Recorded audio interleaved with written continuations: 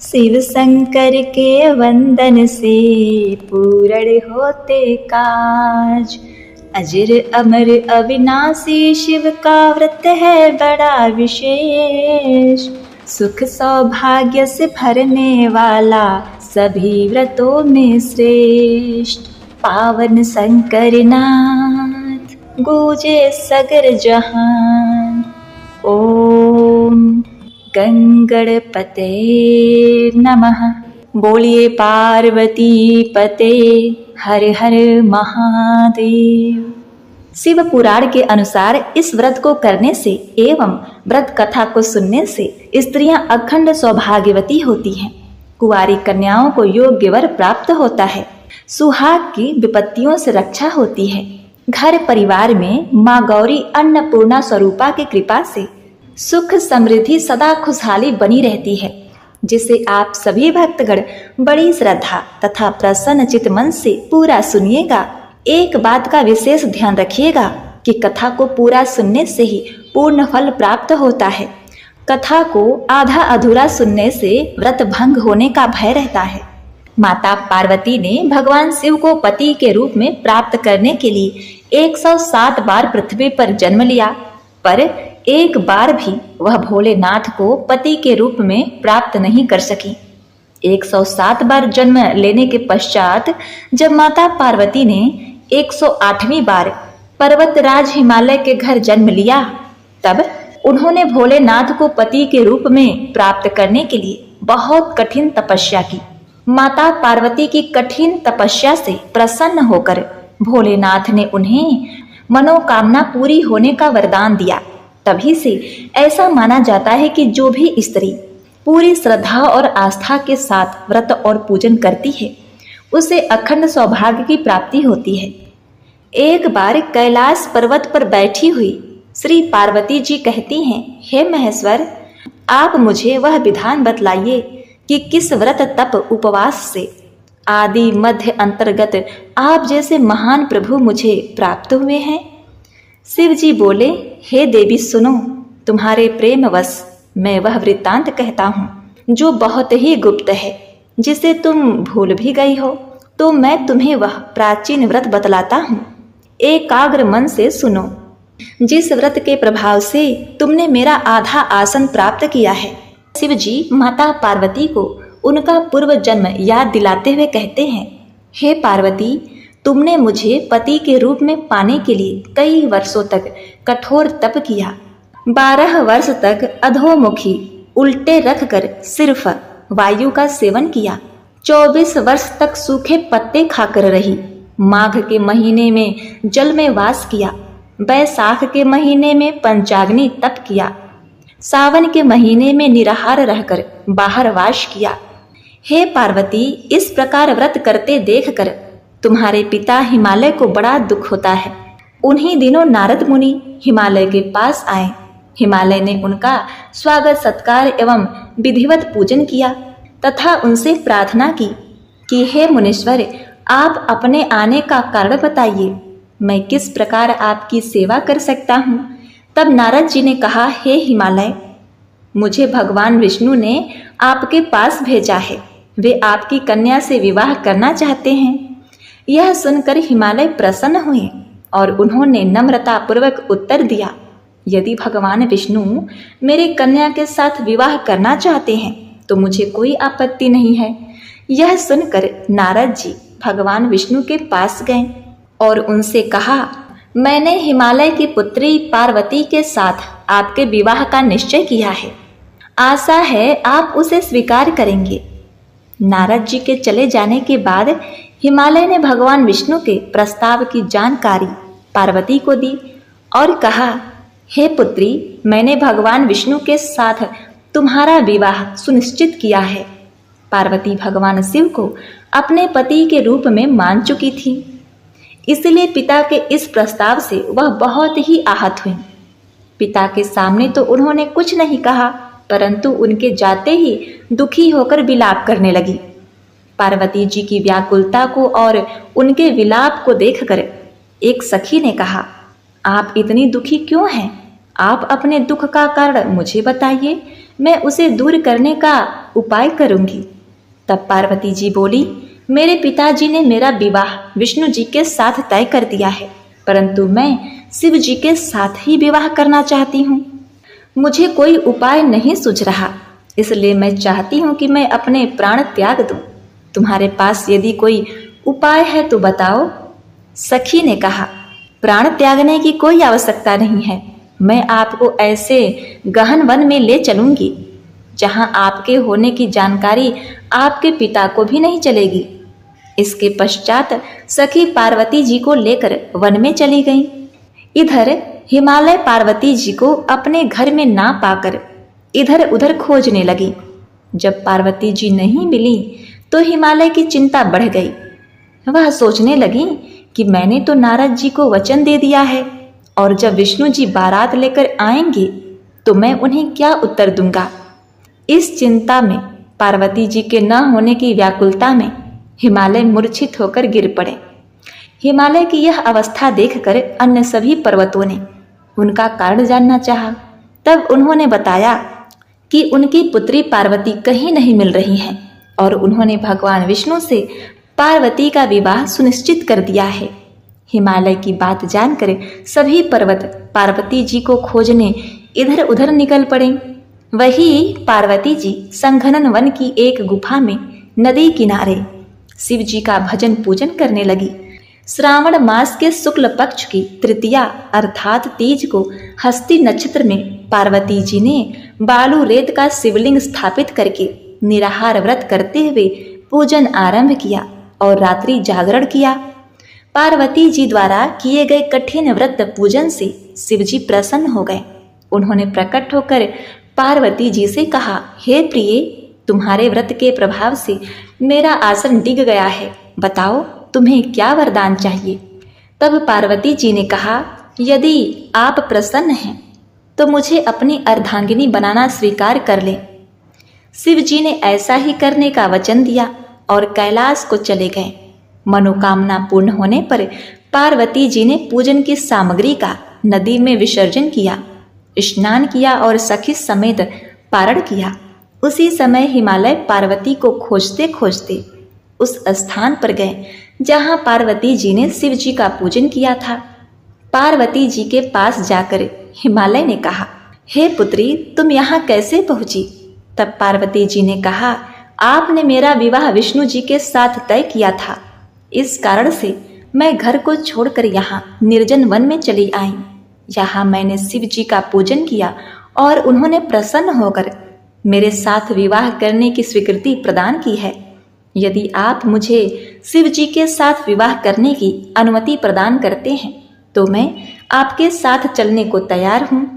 पार्वती जी की बात सुनकर हिमालय ने अपनी सहमति जता दी और पार्वती जी को लेकर घर आ गए। उसके कुछ समय पश्चात पार्वती जी का विवाह शिव जी के साथ विधि पूर्वक संपन्न हुआ। यह वह दिन है जब पार्वती की भक्ति और तपस्या ने आखिरकार शिव को जीत लिया और उनका विवाह हो गया। यह त्योहार सनातन धर्म की परंपराओं में गहराई से निहित है और विवाह के शाश्वत बंधन का प्रतीक है। तीज की कथा केवल कथा नहीं बल्कि अटूट विश्वास और प्रेम का प्रतिनिधित्व करती है। महिलाएं अपने वैवाहिक सुख और अपने परिवार की खुशहाली के लिए आशीर्वाद मांगने के लिए हरियाली तीज व्रत रखती हैं। यह व्रत एक पत्नी के समर्पण और शक्ति का प्रमाण है जो देवी पार्वती के शिव की पत्नी बनने के दृढ़ संकल्प को दर्शाता है। इतनी कथा सुनने के बाद माता पार्वती ने कहा, हे भोलेनाथ, इस हरियाली तीज व्रत में 16 श्रृंगार का बड़ा ही महत्व है। अब मैं आपसे हरियाली तीज से संबंधित 16 श्रृंगारों के विशेषताओं का वर्णन सुनना चाहती हूँ।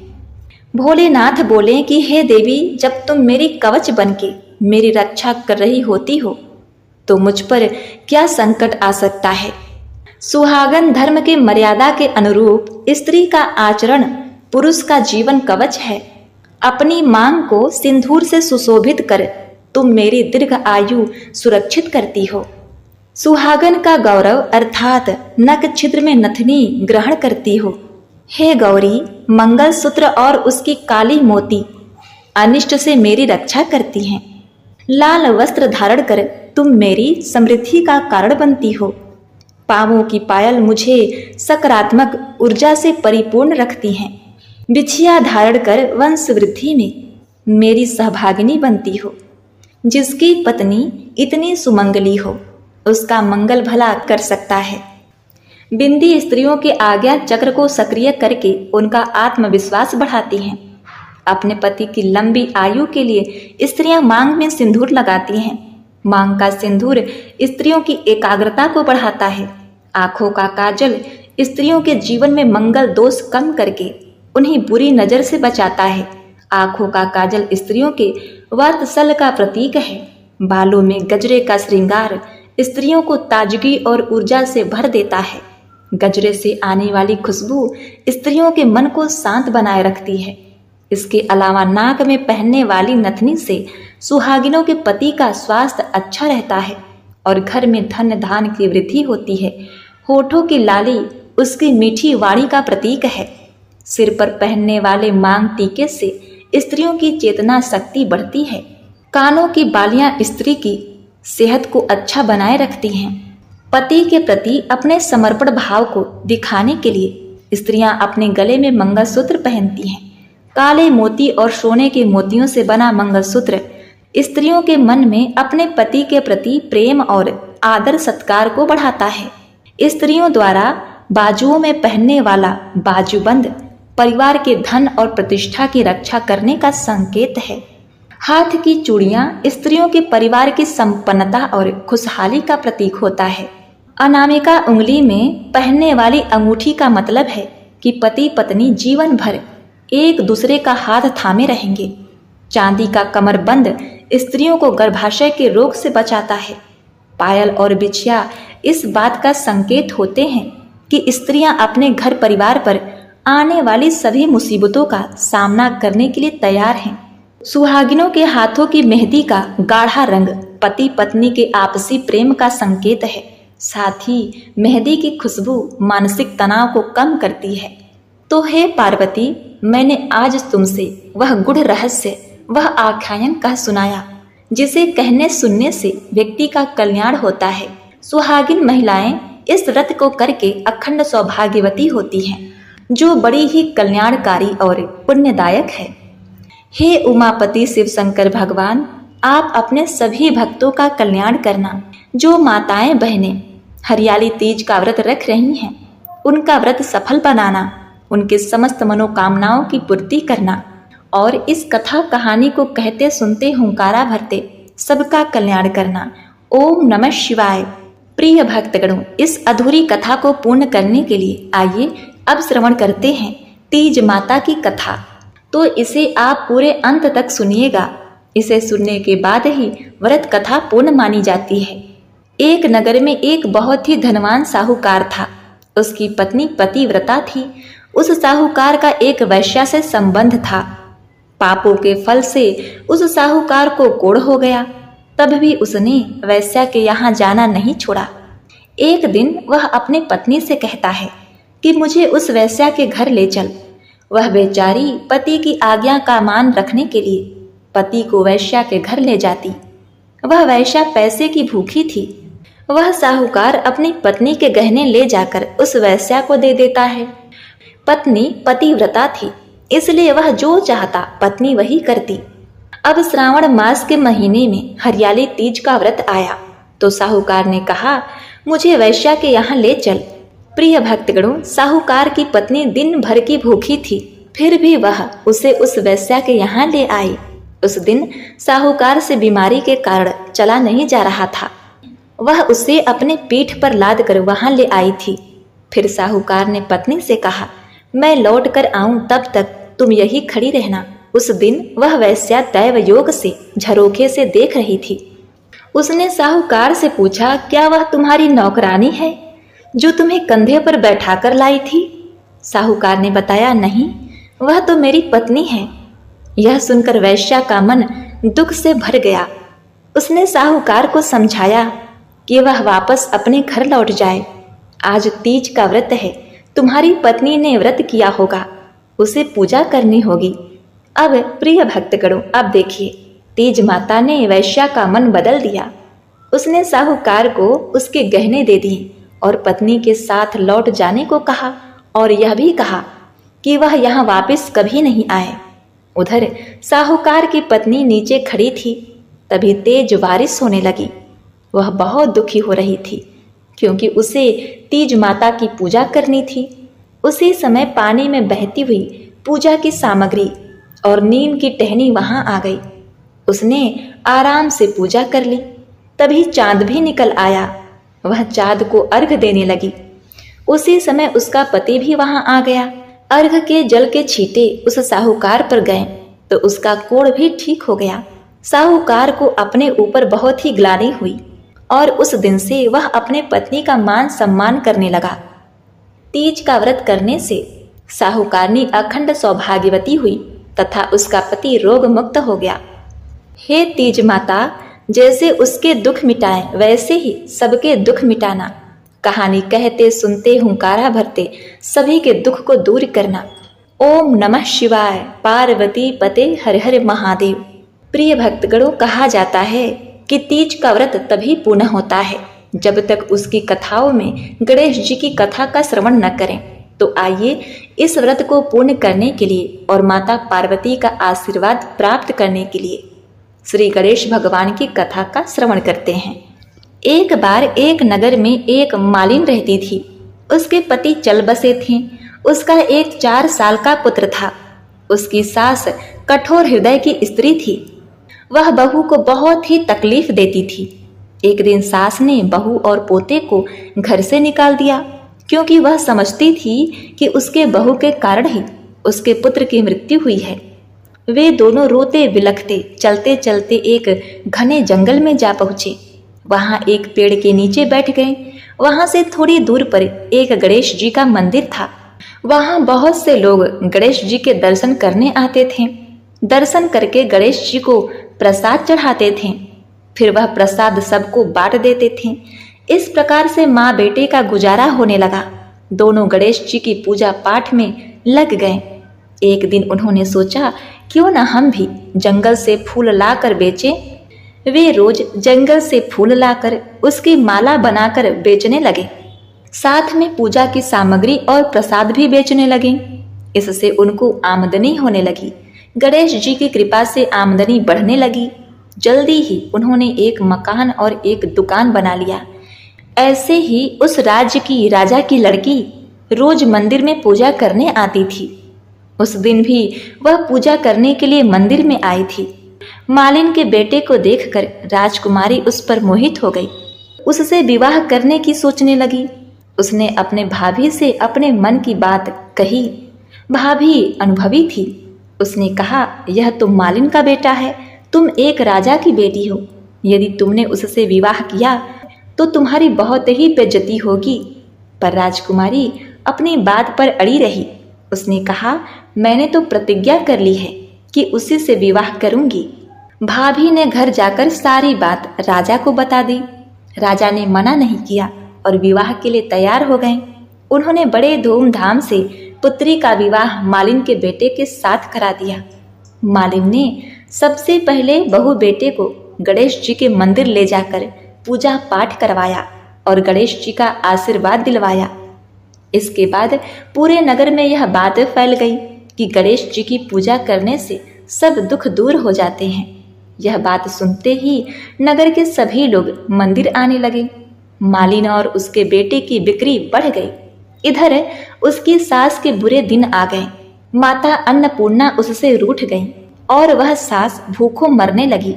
एक दिन वह रोती धोती उसी गणेश जी के मंदिर में आ पहुंची।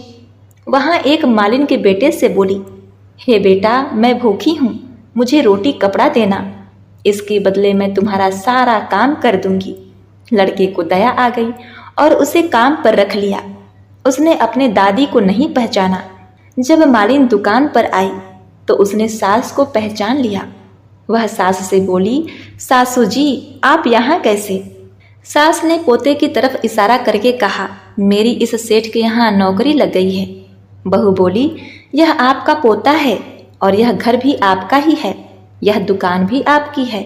जब आपने हमें घर से निकाल दिया तब गणेश जी ने हमारी रक्षा की। बहू की बात सुनकर सास बोली, मेरी करनी मैं भोग लूं। बहू बोली, सासू जी अब आप हमारे साथ रहो और पोते का सुख देखो। हे गणेश जी महाराज, जैसा सुख आपने मालिन को दिया वैसा ही सुख सबको देना। अब आइए सुनते हैं गणेश जी की दूसरी कथा। एक बुढ़िया माई थी, मिट्टी के गणेश जी की पूजा करती थी। रोज बनाए रोज गल जाए। वहीं एक सेठ का मकान बन रहा था। वो वहां जाकर मिस्त्री से बोली कि हे बेटा, मुझे पत्थर का गणेश जी बनाकर दे दो। मिस्त्री बोले, जितने समय में हम तेरे लिए पत्थर का गणेश जी गढ़ेंगे उतने में अपनी दीवार बना लेंगे। बुढ़िया माई बोली, राम करे तुम्हारी दीवार टेढ़ी हो जाए। अब उसकी दीवार टेढ़ी हो गई। वह दिन भर दीवार बनाते रहे और दीवार टेढ़ी हो जाती। इस तरह करते करते शाम हो गई। शाम को सेठ आया। उसने कहा, आज कुछ भी नहीं किया। वो मिस्त्री कहने लगे कि एक बुढ़िया माई आई थी। वो कह रही थी कि मेरा पत्थर का गणेश जी गढ़ दो। हमने नहीं गढ़ा तो उसने कहा तुम्हारी दीवार टेढ़ी हो जाए। बनाते हैं लेकिन टेढ़ी हो जाती है। सेठ जी ने बुढ़िया माई को बुलाया और सेठ जी ने कहा, हे माँ, हम तेरे लिए तेरे सोने के गणेश जी को गढ़ देंगे, हमारी दीवार सीधी कर दो। सेठ ने बुढ़िया माई को सोने का गणेश जी गढ़ कर दे दिया। अब गणेश जी की कृपा से सेठ जी की दीवार सीधी हो गई। जैसे सेठ की दीवार सीधी की वैसे सबकी करना, सबको सुख समृद्धि देना। बोलिए गौरी पुत्र श्री गणेश भगवान की जय। जय श्री गणेश। प्रिय भक्तगणों, कहा जाता है कि किसी भी कथा को सुनने के बाद अंत में तपसी लपसी की कथा को सुनना अति आवश्यक होता है। तो आइए अब सुनते हैं तपसी लपसी की कथा। एक तपसी था, एक लपसी था। तपसी हमेशा भगवान की तपस्या में लीन रहता। लपसी रोजाना सवा सेर की लापसी बनाकर भगवान को भोग लगाकर जीम लेता था। एक दिन दोनों लड़ने लगे। तपसी बोला, मैं रोज भगवान की तपस्या करता हूँ इसलिए मैं बड़ा हूँ।